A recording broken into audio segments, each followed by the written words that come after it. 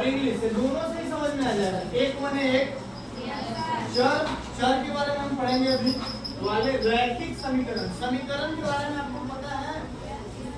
क्या पता है समीकरण के बारे में?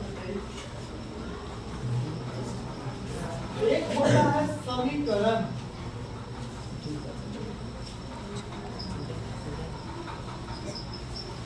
जिसको हम इंग्लिश में बोलते हैं इक्वेशन। क्या बोलते हैं? इक्वेशन। और एक होता है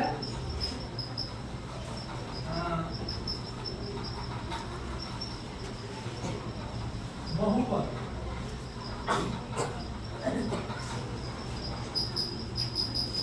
पॉलिनोमियल। एक होता है बीजीय व्यंजक। क्या होता है? बीजीय व्यंजक। बीजीय व्यंजक, बीजीय व्यंजक, इसको बोलते हैं अलजेब्रिक एक्सप्रेशन। ये तीन चीज को हमको समझना है। हमको पढ़ना है समीकरण, लेकिन जब तक हम ये तीनों चीज को नहीं जानेंगे तब तक हमको दिमाग में डाउट बना रहेगा। तो सबसे पहले हम लोग बीजीय व्यंजक के बारे में पढ़ेंगे, तब हम लोग समीकरण के बारे में। तो अलजेब्रिक एक्सप्रेशन है जिसको हम अलजबरा बोलते हैं। जानते हो, पूछते होंगे, गांव में भी पूछते हैं कुछ जो पढ़े लिखे हुए रहते हैं।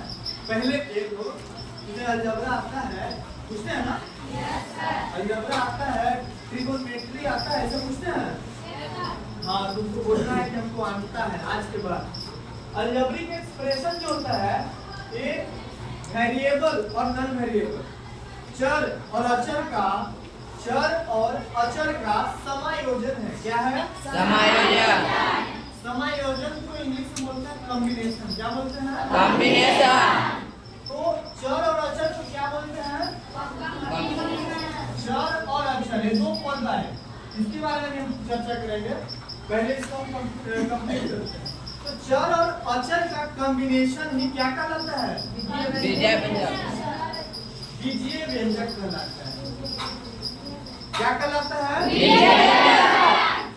तो बात आता है कि चर किसे कहते हैं और अचर किसे कहते हैं। चर का मतलब चलने वाला, जो हमेशा चलने वाला है, हमेशा बदलते रहता है। चर का मतलब क्या है? हमेशा बदलते रहता है। और अचर माने वो बदलेगा नहीं। अचर का मतलब बदलेगा नहीं। जैसे कभी कभी तुम लोग देखते हो a बराबर 100, a बराबर 10, a बराबर -5, है ना? a बराबर -1/2, ऐसा भी तो देखते होगे ना? सब जगह क्या है? a बराबर है, माने a का कोई फिक्स वैल्यू नहीं है। कभी कभी b बटा q बराबर 2/3 ऐसे भी रहता है। a बटा b बराबर 2/5 ऐसे भी रहता है। कहने का मतलब है कि जो अलजेब्रिक एक्सप्रेशन हुआ, जो बीजगणितीय व्यंजक हुआ, उसमें चर समझना और अचर समझना जरूरी है। लेकिन जो 100 है, 100 क्या 10 के बराबर हो सकता है? नहीं हो सकता है। लेकिन 1 के बराबर 100 भी हो सकता है कभी कभी इक्वेशन के अनुसार। और 1 के बराबर 10 भी हो सकता है ना? बदलने वाला कौन है? लेकिन ये वाला बदला नहीं ना बदला। नहीं सर। तो जितने भी गणितीय आंकड़ा है, संख्या है, नंबर है, वो बदलते नहीं है। तो उसको हम किस कैटेगरी में रखेंगे? अच्छा। और जो अलजेब्रिक है, जो अल्फाबेटिकल अल्फाबेट है, A B C D, ये सब बदलते हैं वैल्यू अपने कंडीशन के अकॉर्डिंग, सॉल्यूशन के अकॉर्डिंग। तो इनको हम किस कैटेगरी में रखेंगे? इसमें चर में रखेंगे। समझ में आ गया? तो यही हुआ अलजेब्रा वाला, माने अल्फाबेट वाला और नंबर वाला। समझ में आ गया? इन दोनों को चर और अचर कहते हैं। तो चर और अचर का समायोजन, समायोजन कैसे करेंगे? या तो प्लस करेंगे, या तो माइनस, या तो गुणा, या तो भाग, यही सब करेंगे ना? Yes sir. समायोजन तो इसी से करेंगे। Yes sir. अगर ये दोनों के बीच में कोई भी समायोजन हो रहा है तो हम क्या बोल देंगे? बीजीय व्यंजक। समझ में आ गया? Yes sir. आ गया समझ में? यस। बहुपद है 9th क्लास से पढ़ने वाला चीज, थोड़ा सा हम बता देते हैं। इसका मतलब होता है पोली। पोली के मतलब होता है मेनी। क्या होता है? मेनी। M-A-N-Y। मेनी का मतलब क्या होता है हिंदी में? बहुत। और नोमियल N-O-M-I-L। नोमियल का मतलब होता है टर्म। क्या होता है? टर्म। टर्म या पद या संख्या भी इसको हम बोलचाल की भाषा में बोल सकते हैं। जिसके बहुत सारे पद हो, जिसके बहुत सारे टर्म हो, वही तो है पॉलिनोमियल। बीजीय व्यंजक में भी पॉलिनोमियल पढ़ना है और उसमें एक हो, दो हो, तीन हो, ये नहीं कह रहा है। कह रहा है कि बहुत सारे। बहुत में क्या आता है? एक या एक से अधिक। जैसे हम इंग्लिश में पढ़ते हैं सिंगुलर और प्लूरल। सिंगुलर का मतलब एक, तो डेढ़ होता है तो सिंगुलर होता है तो प्लूरल। हमको बताओ। डेढ़ का मतलब 1.5 प्लूरल। एक या एक से अधिक। हिंदी में हम लोग पढ़ते हैं तो एक वचन, द्विवचन, बहुवचन पढ़ते हैं ना, लेकिन इंग्लिश में क्या पढ़ते हैं? सिंगुलर और सीधे प्लूरल। सिंगुलर का मतलब एक, और एक से कुछ भी ज्यादा हुआ तो किसमें जाएगा? प्लूरल। वही यहाँ है पोली। पोली का मतलब क्या होता है? मैनी। मेनी। पोली का मतलब मैनी। मेनी माने बहुत। सिंपल सी बात। और नोमियल मतलब टर्म। जिसके टर्म कितने हो? बहुत हो, वही पॉलिनोमियल है। कैसा टर्म? तो बीजीय व्यंजक वाला। बीजीय व्यंजक वाला टर्म। इसीलिए हम इस चीज को पहले समझाएं, इसको बाद में समझाएं। और जब बीजीय व्यंजक समझ गए हो तो समीकरण समझने में थोड़ा सा भी टाइम नहीं लगेगा। बीजीय व्यंजक, सुनना अच्छे से बात को। बीजीय व्यंजक अगर किसी इंटीजर के इक्विवेलेंट हो, माने पूर्णांक के बराबर हो, जो बोल रहा हूं उसको समझो। अब जब बीजीय व्यंजक किसी भी पूर्णांक के बराबर हो तो वह बीजीय व्यंजक समीकरण कहलाता है। क्या बोले हम? जब किसी जब बीजीय व्यंजक किसी पूर्णांक के समतुल्य हो, तो वही समीकरण कहलाता है। जैसे बीजीय व्यंजक ये आया ना जी, 2a + 5 आया। 2a + 5, यहाँ तक तो मेरा बीजीय व्यंजक है, लेकिन यही 2a + 5 = -10 पूर्णांक बोले हैं। पूर्णांक का मतलब पॉजिटिव, निगेटिव और जीरो सब है ना? Yes sir. अगर 1/2 को भी तोड़ोगे तो ये भी आएगा कि नहीं आएगा? ये तो भिन्न है ही, लेकिन इसको तोड़ोगे तो 0.5 आएगा ना? Yes sir. 0 और 1 के बीच में है या नहीं है? है। तो हम पूर्णांक बोले हैं। क्या बोले हैं? पूर्णांक। जब बीजीय व्यंजक किसी पूर्णांक के इक्विवेलेंट होता है तो ये सारे टर्म क्या कहलाते हैं? क्या कहलाते हैं? समझ में आ गया? यहाँ तक समझ में आ गया? अब हमारा टॉपिक है एक चर वाले रैखिक समीकरण।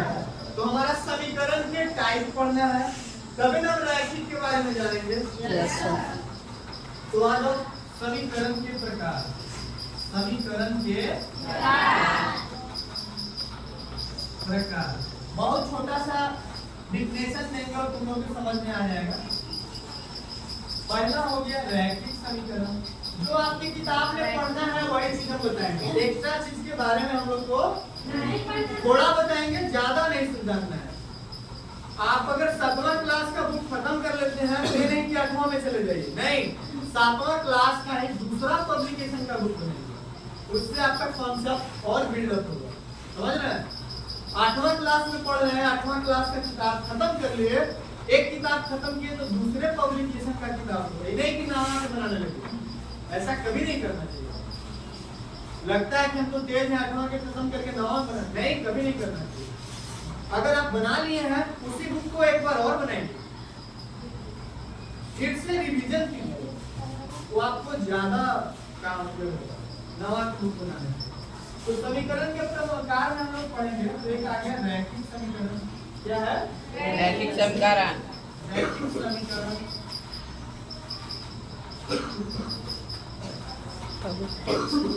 रैखिक समीकरण का मतलब है कि जिसका घात, जब रैखिक द्विघात समीकरण त्रिघात समीकरण, ये सब जब भी हम पढ़ेंगे तो ये सब में हम देख रहे हैं कि घात लग रहा है, लेकिन इसमें घात कभी आया है नहीं आया है। तो इसमें पढ़ना है यही कि समीकरण कितने प्रकार के होते हैं। तो समीकरण हम लोग तो देखेंगे कि एक रैखिक हो गया, दूसरा हो गया द्विघात समीकरण।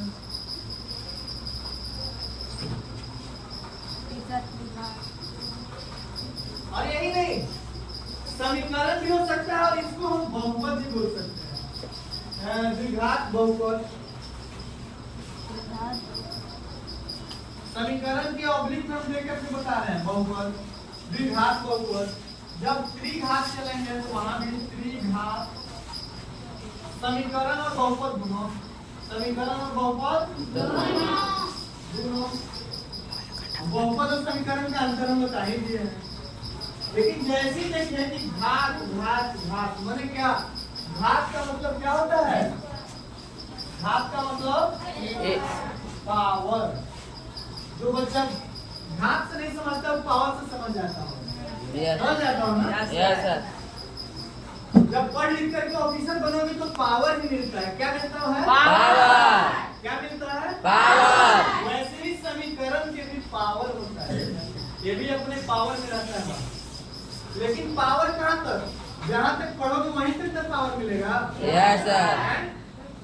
आप अगर तैयारी कर रहे हो दरोगा जी पे और चल जाओगे डीएम सर से लड़ने तो हो जाएगा बरोबरी? नहीं सर। ऐसे ही रैखिक समीकरण द्विघात समीकरण के बराबर कर सकता है? नहीं सर। नहीं कर सकता है। काहे नहीं करेगा उसके बारे में समझाते हैं। ये समझा देना। यहाँ तक कोई दिक्कत नहीं है? थोड़ा सा जगह और दे रहे हैं इसके लिए। देखिए, एक होता है घात के आधार पर, जिसको हम इंग्लिश में क्या बोलते हैं? पावर। पावर।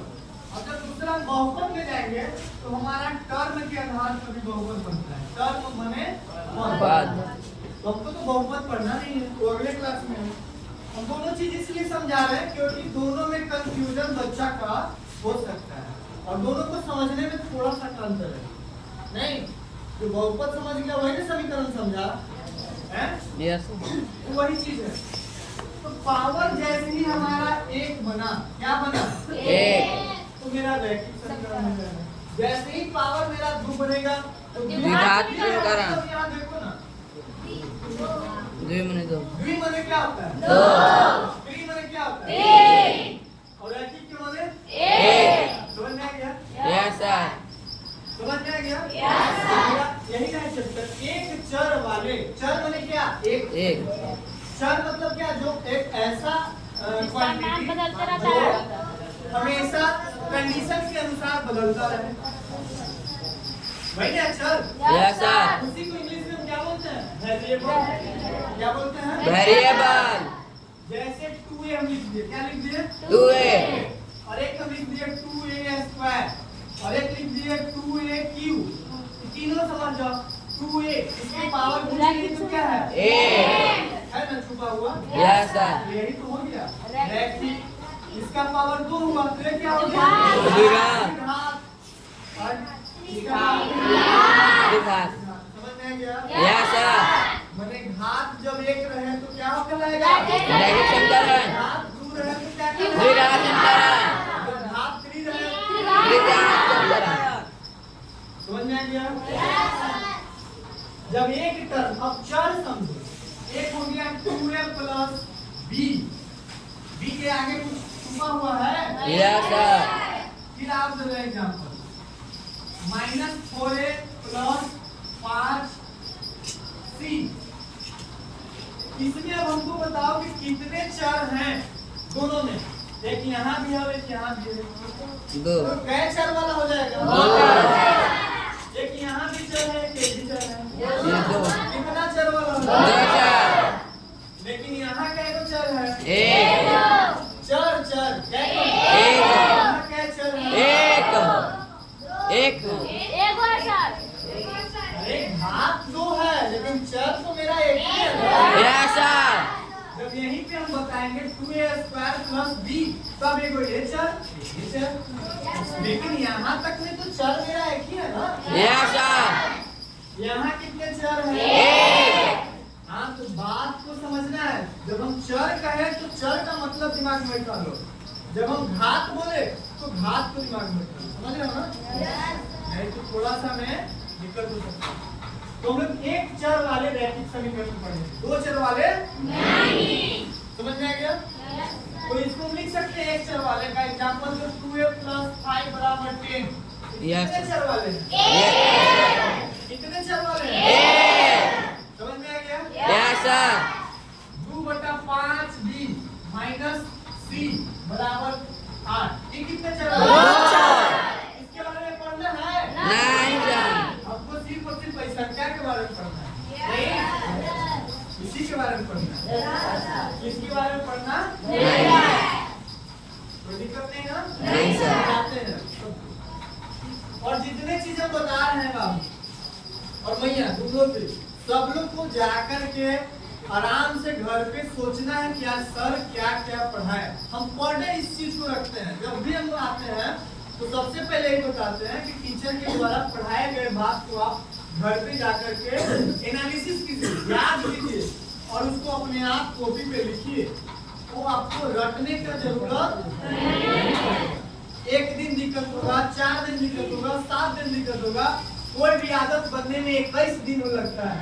क्या लगता है? 21 दिन। 21 दिन अगर वो आदत बनाइएगा रेगुलर, तो 22वां दिन से आपको रेगुलर आदत बन जाएगा। तो आपको हार नहीं बुझाएगा, तो आप लोग आदत डालिए। 8वां क्लास में सब कुछ चालू हो जाता है। सब मिटा दें? अब हम लोग चैप्टर पे आते हैं।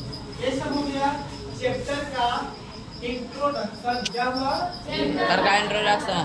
चैप्टर का इंट्रोडक्शन। इन्हीं को डाउट रहेगा तो आकर के ऑफिस में या कहीं भी बैठे रहेंगे। और किताब पढ़िए, किताब मैथ का ये जो आपका एनसीईआरटी का है, हम लोग कंपटीशन की तैयारी करते थे ना, उस समय भी इस बुक को पढ़े हैं। उस समय भी हम इस बुक को 7वां से लेके 11वां तक के बुक को पढ़े हैं। 11वां से भी क्वेश्चन आया है हम लोग के एग्जाम में, परम्यूटेशन कॉम्बिनेशन। इसीलिए 7वां से 11वां तक पढ़े इसी बुक को। एक लाइन में आपको कुछ ना कुछ समझाता है। मैथ तो दूर को है, लेकिन उसको बनाने से आपकी बुक नहीं खत्म हो जाता है। इसका एग्जाम्पल सारा बनाइए, ये जो स्टेटमेंट सारा उसको पढ़िए। बहुत अच्छा किताब है। सरकार आपको मुफ्त में दे रही है, हम लोग के समय में मुफ्त में नहीं मिलता, हम लोग खरीदते थे। चलिए आइए एक चल वाले डायरेक्ट हम लोग चलते हैं क्वेश्चन पे। कह रहा है कि हल कीजिए। समीकरण हल करना जब दोनों ही पक्षों में चर उपस्थित हो। दोनों पक्ष में चर उपस्थित हो। जैसे तो रिकॉर्ड हुई थे तोरे ज्यादा हुआ थी। लिख देते हैं दोनों पक्ष में चर, दोनों में चर उपस्थित हो। जो कहे उसके बारे में समझो पहले। दोनों पक्ष का मतलब क्या होता है? एक हो गया LHS और एक हो गया RHS। यही दो पक्ष है ना? Yes sir. पक्ष मेरा कितने हैं? 2 हैं। 2। यही दोनों पक्ष के बारे में बात हो रही है।